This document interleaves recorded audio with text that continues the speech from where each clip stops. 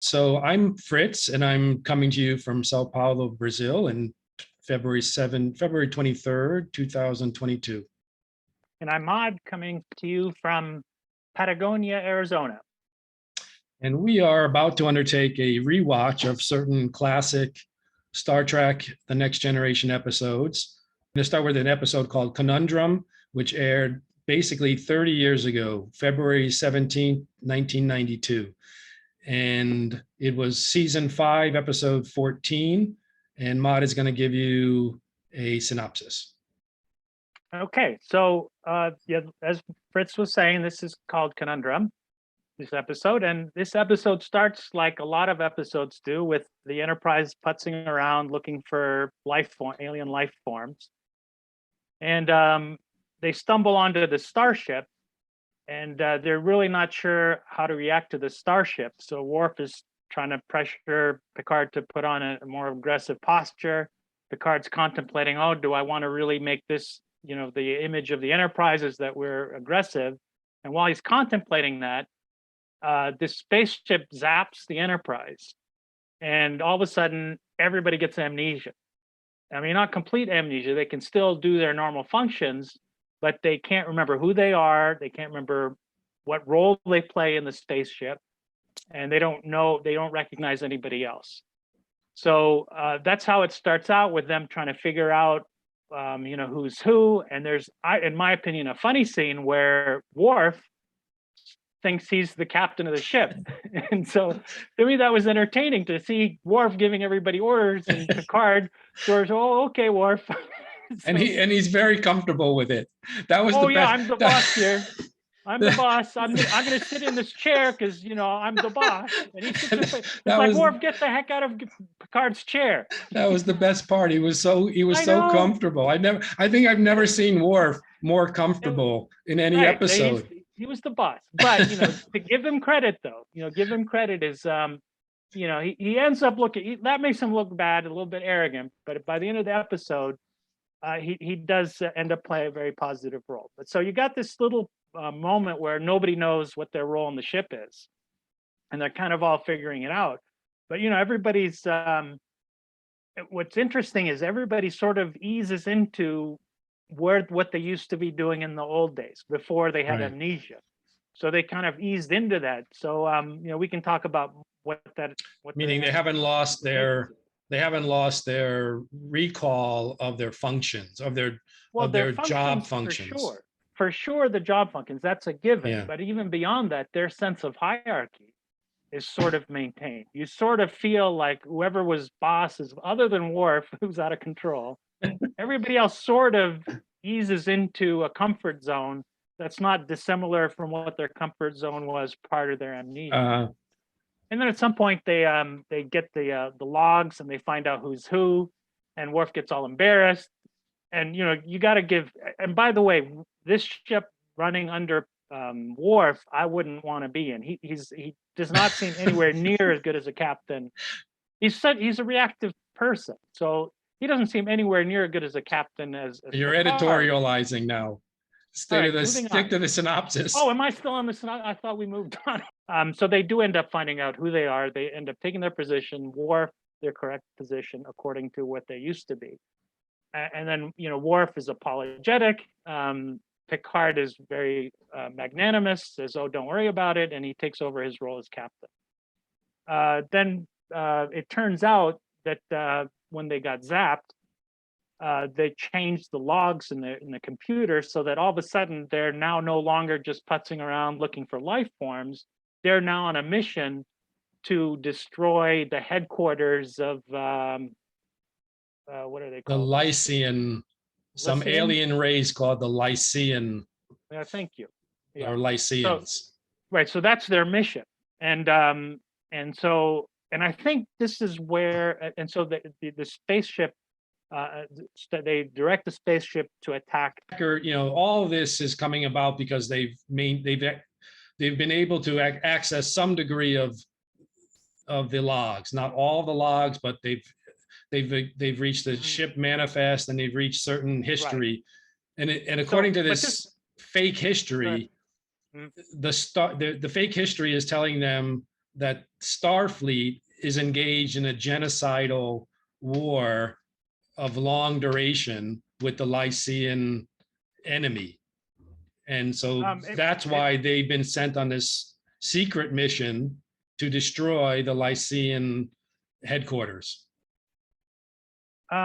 Okay, so You don't I remember wouldn't that? say it's a genocide. No, I absolutely remember. I don't recall it being a genocidal war. I No, they used recall that them term. saying That's it was what a mortal war. they Really? said. No, the Oh, how term about that? genocidal war was part of All the right. deep fake. Well, it's so the things that were important to me was noticing who bought into this Uh-huh. automatically. Okay. Like an engineer like Geordi buys into it. Says this is Right. fact. We're out here to destroy the Lycians. And Worf is out here to destroy the Lycians. Troy is like, well, we don't know we're out here to destroy the Lycians. We know that the logs say that. But she Right. was like already questioning, and this is what I think was really important, is she was much more willing to question authority, because this was pretty explicit in the other conversations, is should we trust authority blindly, or should we really think about it? And that, I thought that was an interesting part of the plot line, is this whole who's going to accept authority blindly and just follow, and who's going to think about it and decide for themselves. And it goes on, and I'm trying to think of where a good point to stop the synopsis is. So I'll take it to the point where they do agree to go and attack the headquarters of the Lycians. So if you want to watch it, if we enticed you enough to watch it, go Stop watch now it. Stop now, go watch it, and or come just skip back. ahead or something, because Yeah. we're going to tell you the ending. Yeah. So all right, so they go to attack this headquarters of the Lycians, and they get confronted by these couple of Pods. ships that are, there were pods. I don't know if by pod they mean that they weren't manned or not. Yeah, they weren't manned. And so so they're trying to hail the Enterprise. And now there's an internal debate on the Enterprises. Should we listen to them or not listen to them? And you've got this guy named Macduff, who it turns out to be the assistant commander. Kieran Macduff. Who according to the logs, which again, the Lycian or whoever that spaceship was overwrote all these logs. According to these logs, this Macduff character was the assistant commander. Yeah. And he's saying, we can't afford to wait. They're going to destroy us if we don't attack them. And Worf is going along with it, and Troy is like, no. And Picard is like, well, Troy asks, well, how, So there's this conversation goes on, and so they go ahead and just destroy the pods. And the headquarters is completely undefended. Yeah, and their scans indicate that the level of technology that the Lycians have in terms of weaponry is 100 years behind the Federation. Right. And so some of them start to realize this is strange, because why are we engaged in a war to the death with an enemy that has technology 100 years behind our own? It doesn't seem to make sense. We should have been victorious a long time ago. Well, and furthermore, why is this headquarters totally undefended and not even trying to defend itself? Right. So I think you accidentally stumbled onto why this episode is called the Conundrum. That's the conundrum. How could we be in a mortal combat with an enemy that's 100 years or 100 years behind us or more? I mean, ask yourself what else could be? It could be conundrum or plot hole. No, they called it Conundrum. Yeah, I know, but conundrum? that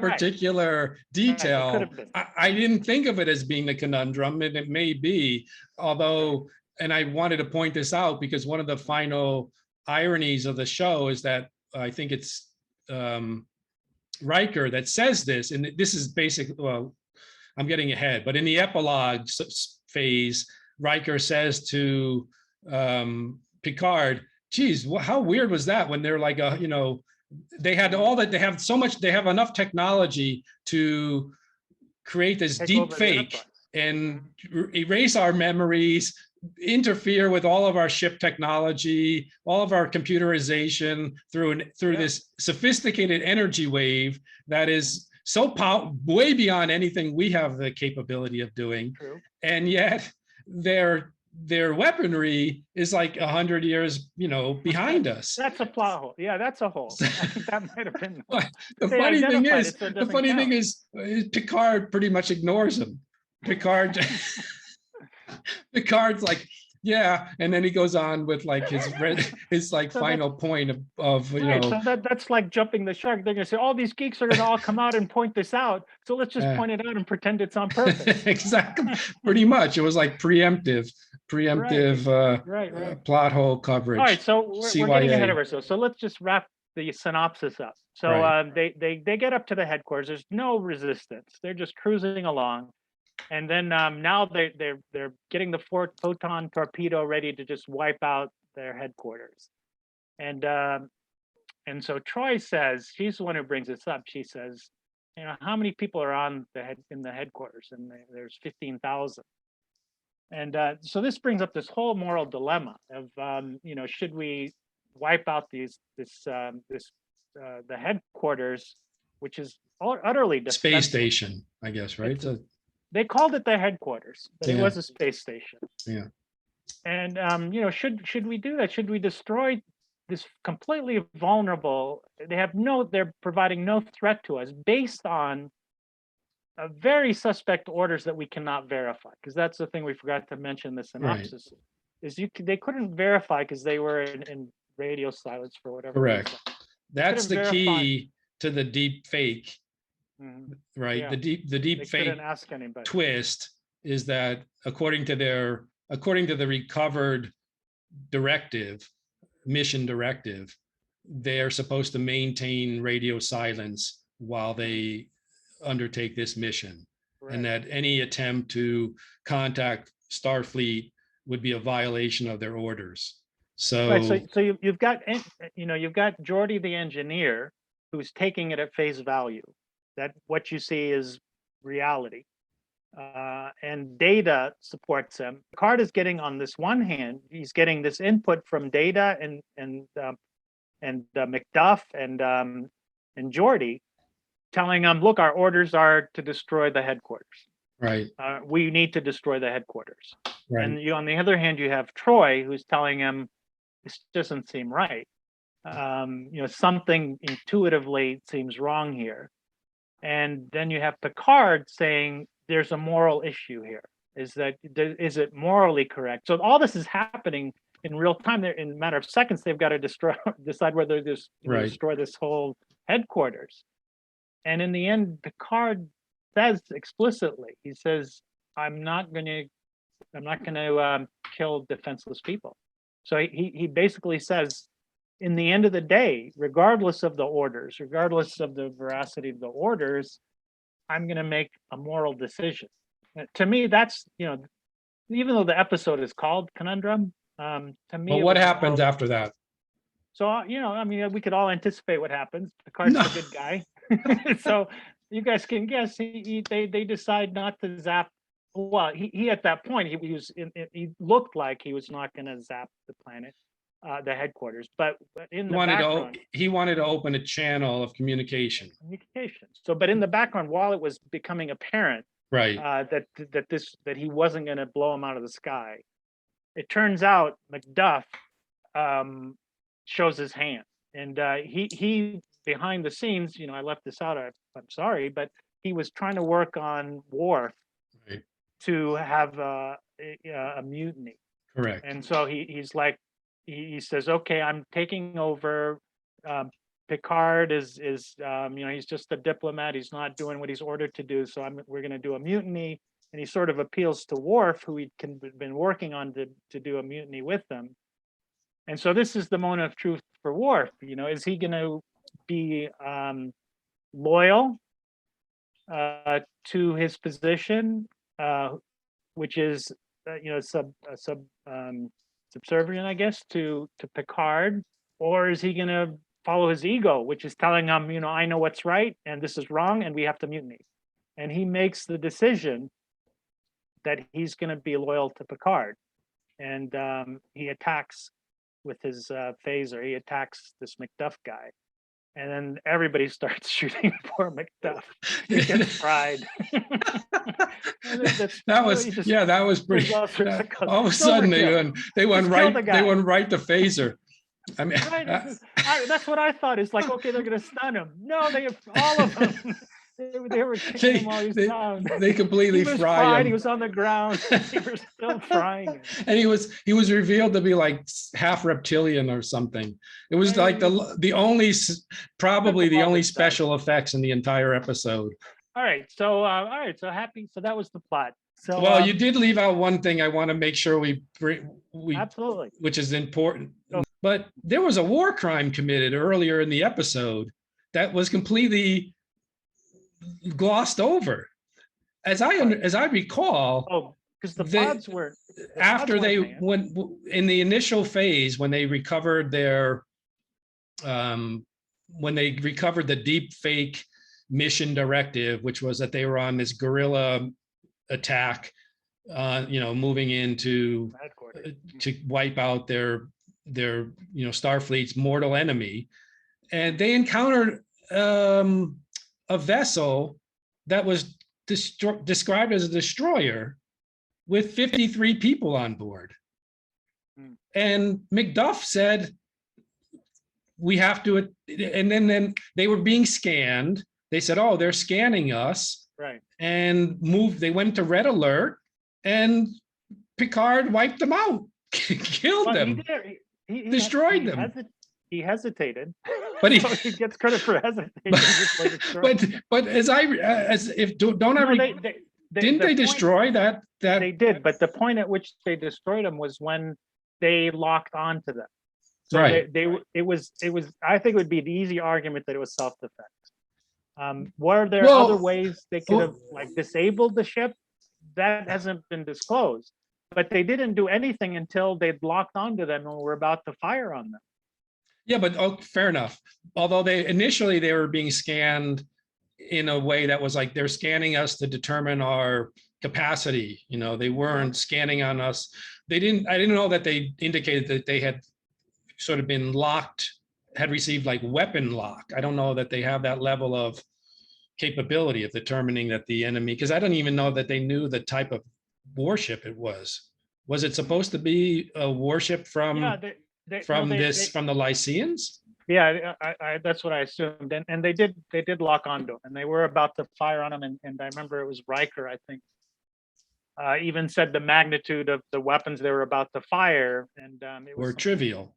It was trivial. Well, but see, that makes it even more of in some ways, more egregious on the part of the Enterprise, because they could have easily defended themselves. I think their shields were more than capable of absorbing. So can we agree we're done with the synopsis? We're done with the synopsis. All right. So I agree with you, and this is, I don't want to go into left field. No, I know, but I'm just I just found that to be kind of curious that it was. No, I think I'm glad you see the moral issue there in blowing the crap out of somebody when you can just tell everybody else I was defending myself, and look at me, I fell for it. I didn't revisit it. No, because in my mind, they were defending themselves. Yeah, but were they really defending themselves when they could have just flicked away their missiles? Yeah, from what was the reason I appreciate your noticing that is, because this is what I deal with every day in the Palestinian situation. I'm not going to get into this, but this is what I see. Are you Palestinian? I happen to be Palestinian. Maud is a nice Palestinian name. But this is the moral dilemma that we see all the time in the Palestinian situation, whereas the Israelis will often say, well, we were just defending ourselves, and then people move on. But you're defending yourself against a stone. That's true. You're in a tank. You're literally in a tank. Right. And people move on just the same way I did. So I appreciate your recognizing that. No, it's exactly analogous in some ways. I didn't recognize it at all. I blew right by. Oh, they're defending themselves. Were they really defending themselves? Yeah. They had these little firecrackers they were firing at them. Yeah. But it was self-defense. So I think you made an excellent point. And I'm surprised. I feel embarrassed I wasn't the one to make that point, but I appreciate it. Yeah. Okay. So one thing I wanted to say about the themes of this. Mhm. So there's a couple of things. So there's a bunch of running themes that is recur in all these episodes, and this was a good one. I'm glad we started with it because it has like all the themes in it. You know, just to run down really quickly, like the one theme is, and this was foreshadowed, and this is why this is actually a good show to highlight this theme. The foreshadowing of um, intuition being superior to just being a machine, you know, just Rationale and logic. being totally, uninfluenced by emotions, you know, Uh-huh. and they put that contrast head on. You know, you take the ultimate intuitive person, Counselor Troy, versus the ultimate rational person, Data, and they foreshadow this at the very first scene where they have them playing a game of chess, Right. and Troy kicks his butt because Yes. and she says it very. I mean, it's very. Over the This is top. something they beat you over the head with, and we kind Right. of both agree we don't like it when they beat you over the head. But they tell you flat out, you know, this proves that intuition is superior to data. And then Right. they go into the show, and I assume that they kind of work that in, and they do in the end because Troy is saying, "Look, this just doesn't feel right. We shouldn't be doing this." And you know, Worf and Engineer Geordi are saying, "No, the data is clear. We need to attack these guys." So I thought that theme, you know, was throughout the show. I mean, as opposed to the other shows, what do you think this show? To me, this is what the show was about fundamentally. Because, like I said, there's other themes, but this particular episode was about, you know, trusting intuition when you're in the face of authority telling you to do otherwise, in the face of a loud voice telling you to do something, but your intuition, you know, it's the wrong thing, and do you trust your intuition or not? So I think in this particular episode, I think that's what it was about. Yeah, though I don't know if it was only intuition. I mean, in terms of, I think the conundrum, I think the predicament was the tension between the soldier being given orders that are insufficiently clear to him, and yet being ordered to follow them out no matter, follow them anyways without sufficient moral clarity. And Well, that, what do you do? What do you do in that situation? and so that's what they put Picard, that was the predicament that um that Kieran put Picard in. He said, these are our orders. We have to follow them out. We have to follow them through. And if we don't, we may wind up creating a bigger problem because we will prolong a genocidal war, and we will miss the opportunity to favorably conclude the war, now. Right, but do you remember how Picard answered it? Because I thought that was the key to the whole show, the whole episode. At that moment, Picard, I think, are we, if we're talking about the same conversation, I think Picard conceded to him at that point. Well, no, I was talking about the point at which they're about to attack the head. No, but this conversation happened earlier. This was the conversation that led Picard, that allowed Picard to go forward and approach the station. And in fact, if you have to wonder if the station had better technology and had been better armed, whether they would have stopped or not, because it turns out that a lot of them basically pulled back and felt nervous about going forward with the attack, primarily when they discovered how antiquated the defenses were of this opponent. So if the opponent had actually been more powerful, it's possible Picard would have gone forward. This is, I think, one of the points of the show is that with superior power comes a responsibility, right? I think that's what the message of this show was. And in the end, to answer my question of what Picard's response was, how he combated that argument, is he basically said morality is more important than my orders. He said, I will never attack. Innocent. Yeah, he didn't use the word innocent. I think it was like undefended or people that can't defend themselves. Defenseless. Yeah. Defenseless. Yeah, I will never attack defenseless people. Yeah. So he juxtaposed morality with loyalty, which is, you know, the whole Nuremberg trials were. So I mean, I think that's the. To be honest, I think that's the larger theme: morality versus authority, and the intuition was just the wedge that they put in to show how people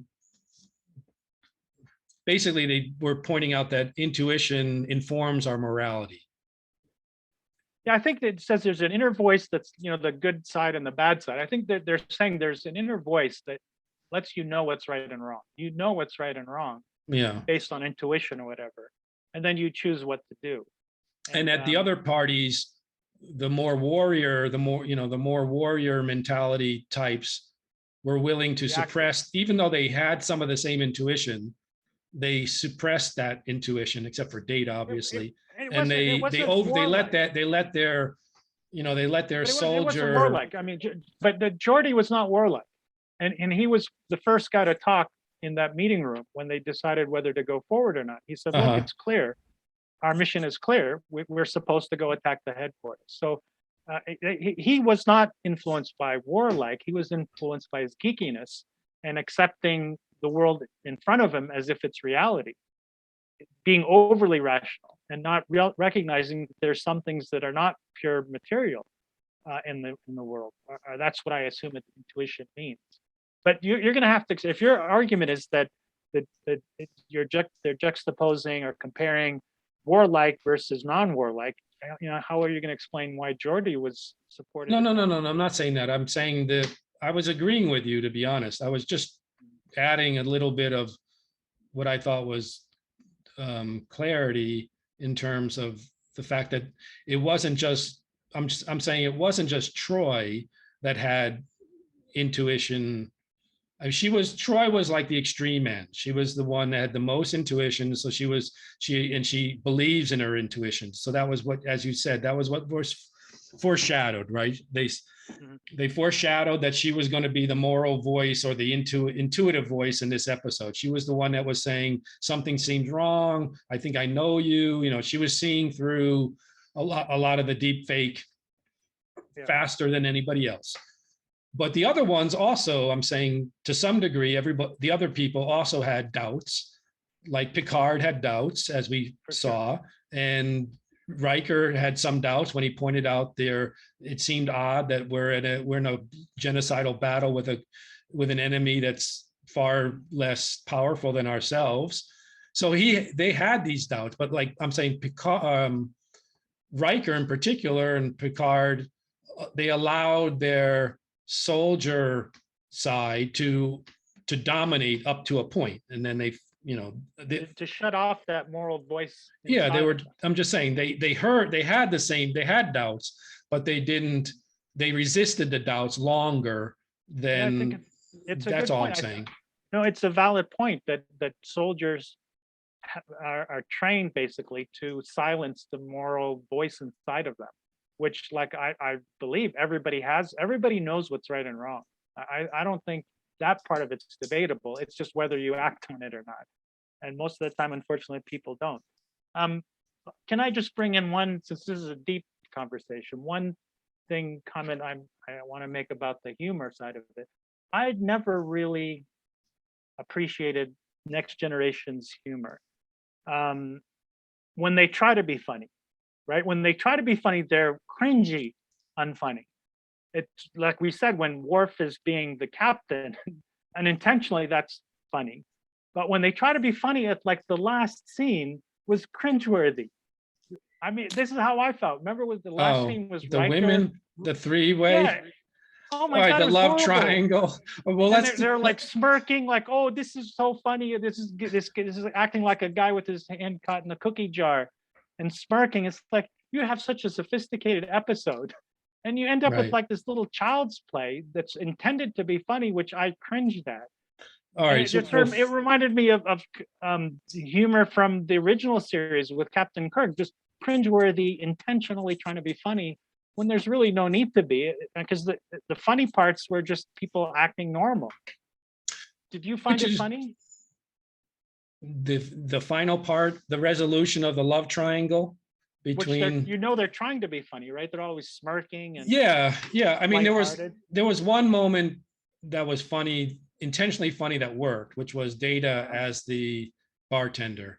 Oh yeah, I love that part. That we forgot to mention that when they had amnesia, Data just happened to be behind the bar, and Right, so when they say, "Oh, that's the bartender's an android," right, and then it sits there right, and waits tables. right, But then right. And somebody, when they find out who they are, they say, "Somebody go get Data. He's waiting tables." right, right. So that I thought that was That was brilliantly great. executed in the way he basically rises up from behind the bar and says, "Can I help you?" You know, Like and that's so, where he belongs. That's hilarious. yeah, and so that whole part I thought was excellent. I mean, I thought and I actually thought another part was funny, because of the matter of factness of it all. And this is what your point is: when they're acting in a matter of fact way, true to their characters, like Worf was. I mean, Worf was sitting there in the chair, like kicked back, just giving like orders. he was like, "Oh, good job, Jordy, well done." he Like, was who the like hell are you? he was so comfortable. Right. It was hilarious.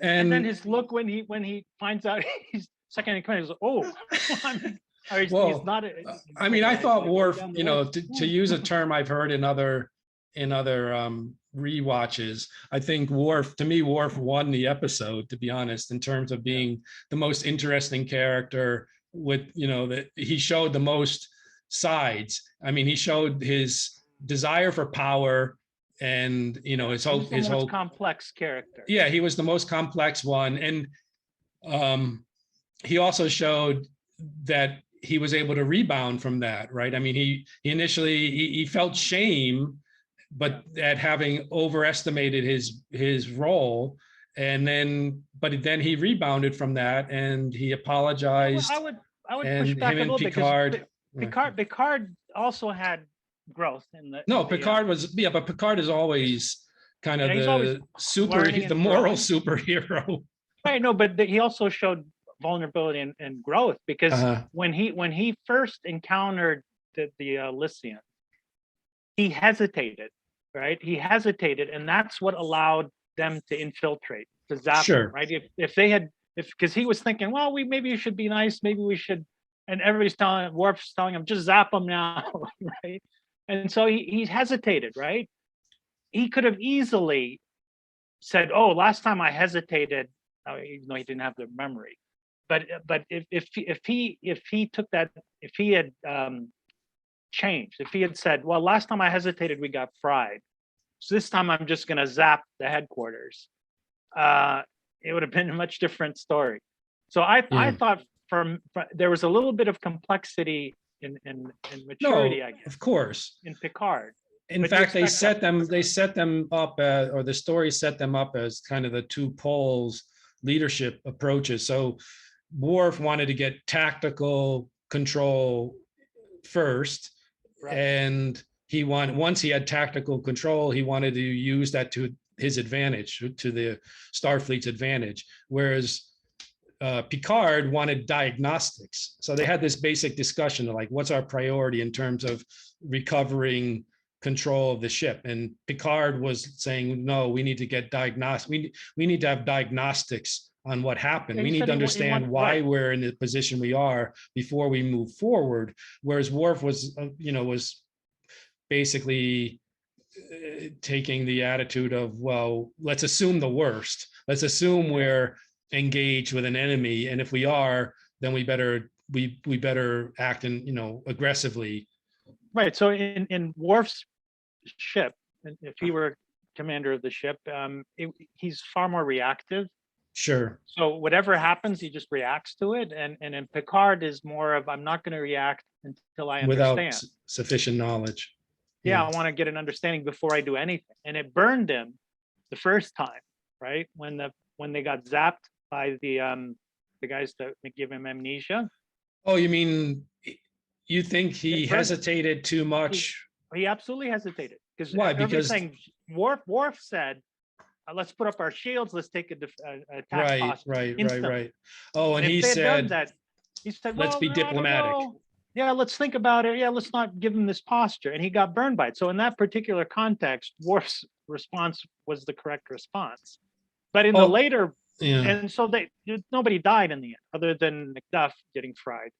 But so the consequences of that mistake were nowhere near as bad as the consequences if Worf had run the ship when they confronted the headquarters, where they would have wiped out 15,000 people. I mean, I'm not even sure that those shields would have prevented that energy wave. Hypothetically, let's say they did. I mean, it was the right thing to do in retrospect. Whatever it would have done, it was the right approach. That Worf said, these guys are about to attack us. We need to be prepared. Yeah. And Picard's, well, I will need to understand first. I did want to go back to the humor point, though, which I got sidetracked when I talked about Worf. The part that I found extremely funny was when they lost their memories, when they had their memories erased, and they all were on the bridge, and they all started. We as the audience, well, actually, this is an interesting question. I was probably spoiled, as maybe you were, by having read the synopsis before we chose this episode. So I knew they were going to lose their memories.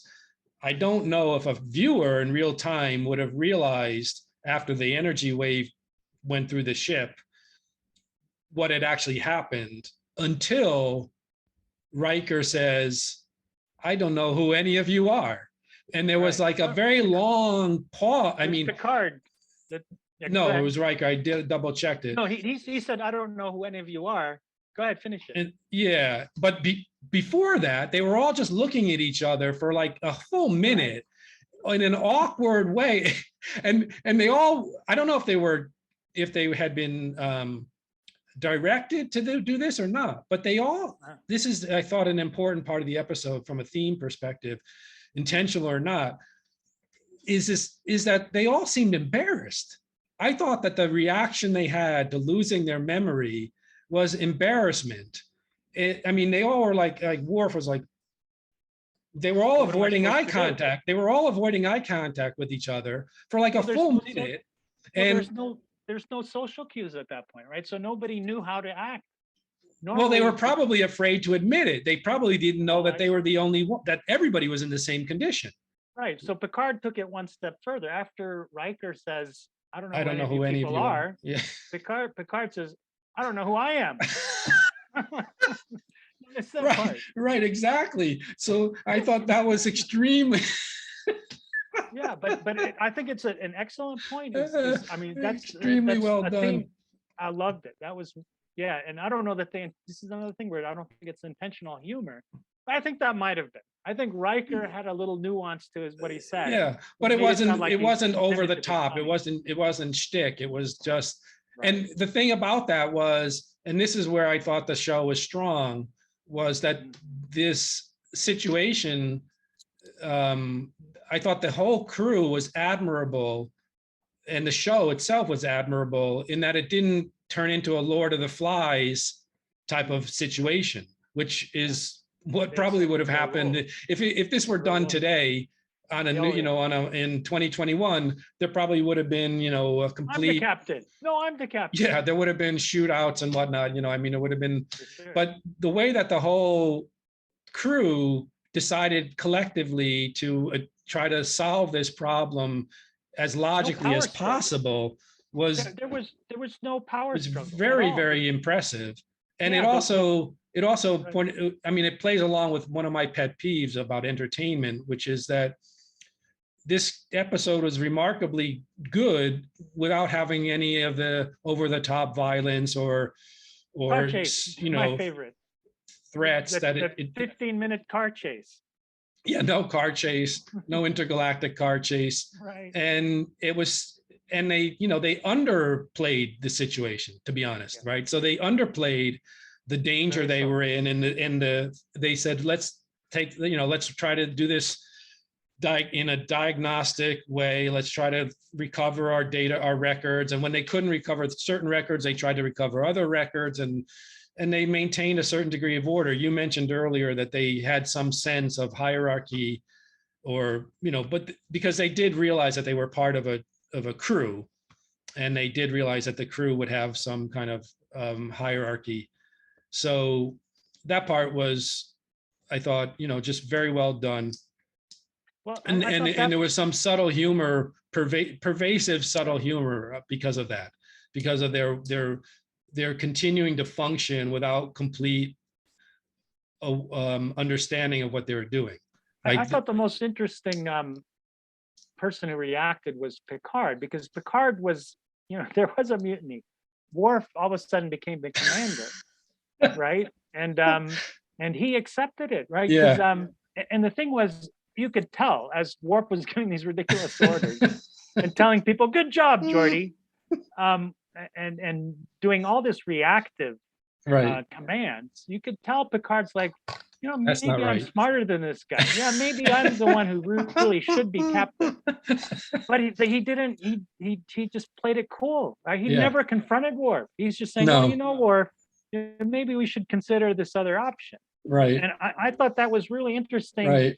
to see how he reacted to the sense that I'm sure he had that this situation, I'm the Right. one. I know more than this guy. I'm Yeah. more He qualified. was remarkably restrained. Yeah, I thought that Yeah. was very powerful on his part. Yeah. In the end, things worked out, and I guess you have to trust the system that things are going to work out. And Yeah. I think what's breaking down today, why we have this conflict, is people don't trust the system that things will work out the way they should.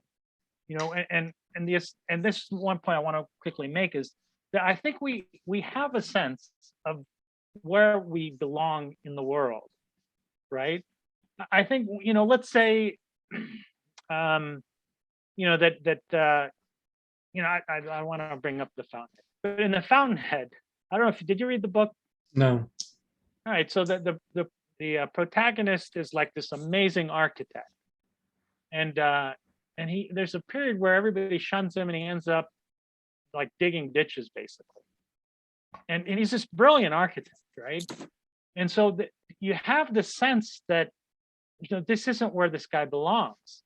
There's the sense in the world that there's a certain potential that you have, and when you're not meeting that potential, you're something is wrong. You have this intuitive sense that something is wrong. I don't know if you've been in that situation yourself, where you're doing something and you say, this isn't really where I belong, and that's that feeds into the intuition. And I just want to end this point because I want you to respond. Is I think this is one of the main themes of the next generation.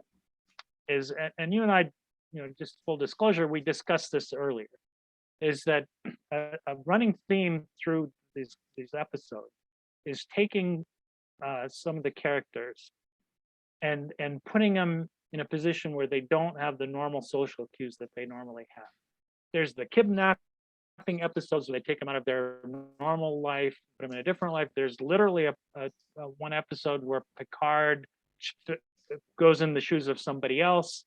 There's an episode where Picard's life goes in a completely different path, and he's no longer captain. I think that's called Tapestry, one of my favorite episodes. And so it's in those moments where you don't have the social cues that tell you how to behave. That's when you find out what people are really about. Who are they really? Because the way we go through life right now is we have all these social cues which we trust, which tell us how to act, right?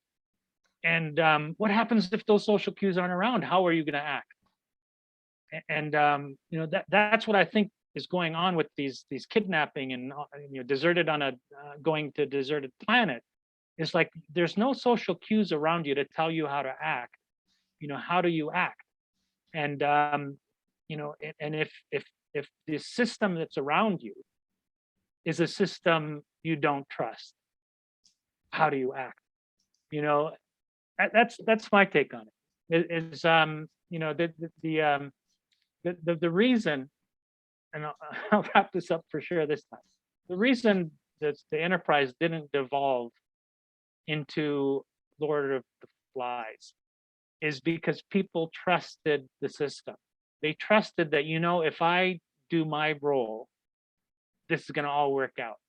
And the reason the world we live in today is not working out is because I've been playing my role and I've been getting screwed. I don't trust the system, so I need to fight the system. Well, that's a good way of wrapping it up with the coming back to the observation we had before about the fact that they they maintained their composure and they functioned as a team despite, you know, all the uncertainty that they had and despite the threat that they were under. So yeah, I pointed out that they had recognized that they were part of a crew and therefore they assumed that the crew had some discipline that they should maintain even without recall. And you're tying it up by saying that they're believing in that, basically that's their belief in the system. The system that they believe in is the Starfleet, in this case the Starfleet Federation, and the kind of teamwork associated with a starship. And they believe in that system, and that allows them to function even when kind of in some ways rudderless or out of their normal bearings. Yeah, it's just when Picard recognized that it was questionable whether Worf should have been the captain. Right. He trusted that things will play out. He trusted that, you know, if I don't need, there's no need for me to fight. Things will play out if I just be patient about it. And that sense of patience, I don't think exists right now. Is that people get triggered the slightest thing because they don't trust that the system's going to play out the right way. One of the best scenes in this very small sense was the exchange between Data and Geordi when Data was in a state, you know, before they had recovered their memories. And they were all speculating about who they might be and what they, like Riker was trying to, Riker was trying to discover who Riker was and found his saxophone or his trombone and whatnot. So they were all trying to figure out who they were. So Data had done the typical Data self-analysis, and Data had come up with three possible, scenarios. One, that he was part of a homeland of androids, and that he expressed a certain enthusiasm that there might be a whole civilization of androids that he would be able to, go home to. And then he said, and then Geordi said, but then again, Geordi says, well, then again, you may be just the ship's android. So the second scenario was that every ship had a Data, and there was one Data per ship, and every Data was was a complete duplicate of the other Data. Right. And then the third scenario that Data came back with was that he would be potentially unique in the universe, or which is, I guess, was the closest to the reality. But I thought it was really well done, and in dramatic terms, and also it made and also it kind of reminded me, as I'm reading, and this will come up, I guess, in future discussions, is I'm reading a book, I should recommend it to you, called Superintelligence. Oh, I need to look at the title. I'd get up if I weren't connected. But anyway, I'll put it in the notes for our episode notes for our fans. Okay. It's a book about the possibility of superintelligence being developed in the future and what that will mean. And this is all in line with your question about what will we do if we don't have to work anymore? Because if we do cross this threshold of artificial intelligence, like right now we're in the emerging artificial intelligence, but it's nothing like what super intelligence will be. And super intelligence has all sorts of possible outcomes, most of which are, or many of which are negative outcomes. But it's interesting that one of the salient points of the super intelligences will be their ability to do self-analysis. And so data, and then make strategic decisions based on all this deep self-analysis and the analysis of their origin, for example. So like a super intelligence will understand that it has been created, and that it will try to understand the motivations of its creators, and will try to understand. So it will do this amazing, this amazing hyper self-analysis. So data was just sort of showing me that it was the tip of the iceberg. What it would look like, yeah. And along that line, though, I just want to say one more thing, which is it was a little bit of a reach in terms of the intuition versus logic, to show the chess match, because I thought the same thing. Yeah, I mean, I find it hard to believe that data wouldn't have been able to calculate. I wrote that down in my notes. That's the one hole. Yeah, that was the one hole. Is that it was not believable. Right, it wasn't believable that data didn't anticipate that move, just because it wasn't. His response was, well, it wasn't one of the common counter moves. That she didn't do one of the well-known counter moves, but with his level of intelligence, he would have been able to anticipate every move, to the nth degree. There must be something to that, because I had the same reaction to it. It was a bit of it understated his intelligence, and it didn't really prove the intuition, the power of intuition well. So it was the point was made, but it wasn't made in a very effective way. I think, it was kind of I think at that point was made better in the actual episode. Yeah. Because Data ended up losing in that too, but it seemed a lot more believable. Yeah. Do you have the same feeling about Dr. Crusher? That she just doesn't belong there? Do you have that feeling, or is it just? Well, yeah. I mean, I was going to say her scene, at least in this episode, her scenes were just like to include her for the sake of including her. It was like, okay, we got to give Crusher a scene. You all of a sudden you recognize, oh, I'm watching a TV episode when she came in. The rest of the time I felt myself immersed, and every time she would show up and talk, it's like, okay, I remember now, I'm watching a TV show. I just never got the sense she fit in there. And like, compare her to the familiarity and the comfort you feel as if you're immersed when Troy, who I don't think is a great, I don't think Troy's a great actor. I think she acts very odd sometimes, but something about her fits. She fits in with the rest of the crew, even though I don't think she acts that well. Right.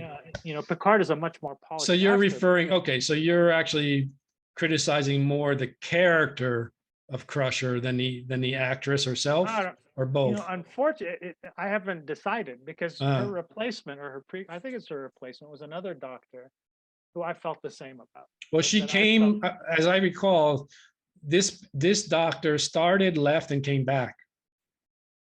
There was another doctor. There's an older woman who was a doctor, but for a very short time, only like one season. I also felt, she just doesn't fit in. Yeah, well, I mean, it's sort of contrived. I mean, some episodes they just have to control. Some episodes her scenes are contrived. Like this episode, they were like, the only benefit to her scene was the thing I pointed out earlier about the extra dilemma that it put the patient in. The patient was like more, lost than anybody else on the crew. The patient she didn't really add to the plot line. I mean, but then they never continued with that. If they had continued with that, it might have been worthwhile. But it turns out it was in a way a dead end. Different.